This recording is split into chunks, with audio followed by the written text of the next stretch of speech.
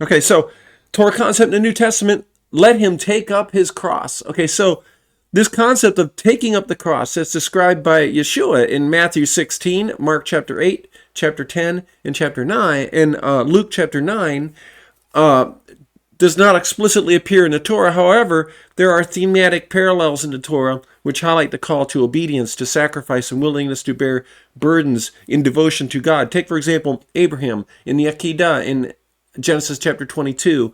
Abraham demonstrated an extraordinary willingness to follow God's command, even to the point of sacrificing his beloved son.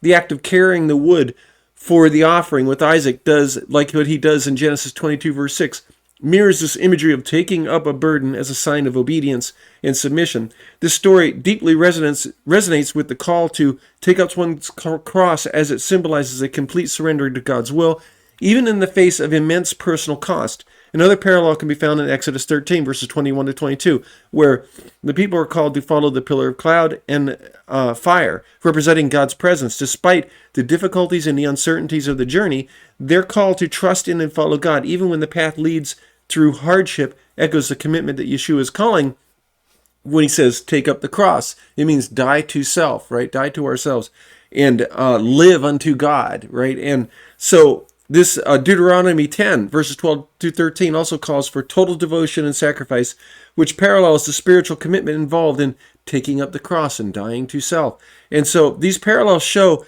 the continuity in the call to wholehearted devotion throughout the scriptures. And again, this is how the New Testament teaches Torah. The Torah has not passed away.